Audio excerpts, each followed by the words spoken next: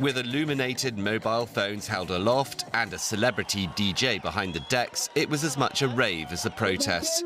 But the thousands of people in Tripoli's Al Noor Square had good reason to assemble. Their demand?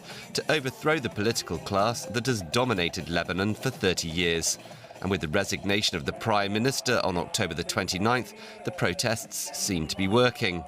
There was no doubt that there was something of a party atmosphere at this demo, and DJ Maddie K read the mood of patriotism by playing the national anthem.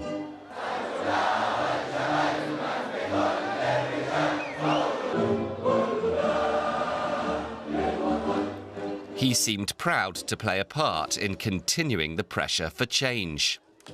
I am participating in the revolution to live in a decent country, a country like any other country, because this is not a country and there are so many things wrong.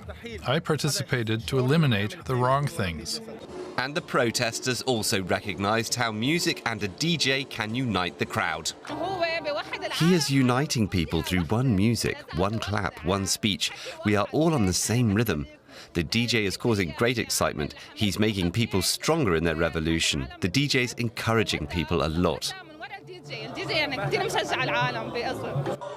In a country divided on sectarian lines, this coming together is a strong indication of the reach of the protests that are now really gathering pace. For more, I'm happy to welcome DW's Aya Ibrahim in the studio, who has reported extensively from the Middle East for us. Aya, welcome. Good to see you. Good to be here.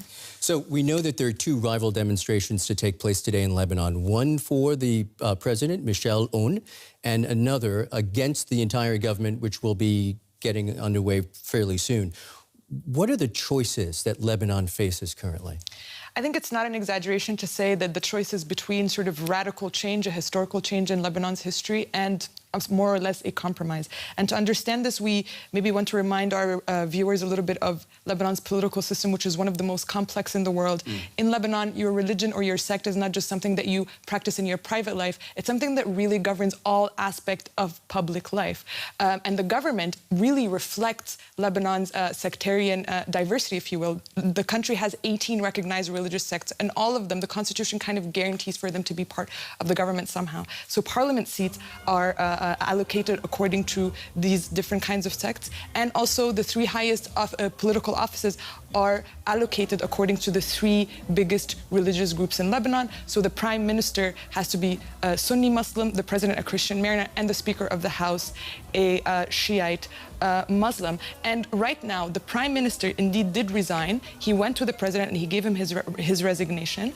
But the president says, you know, we're going to now throw the ball back to the prime minister and ask him to form a caretaker government. And what the protesters are saying, the ones that are opposing this move, are saying, you know what, this is not radical enough. What we want this entire sectarian political system to be gone completely. If we just do this, this is just a recycling of what we had before, and that is just not good enough for them at this point. So that's the kind of choice the protesters are facing today on the streets of Lebanon. Gone completely and gone now. Yes. They want this to be immediate. However, this is a very complex thing. One must say that what the protesters that are against this move are saying, they say they want early elections with a revised electoral law that does not follow the sectarian allocation.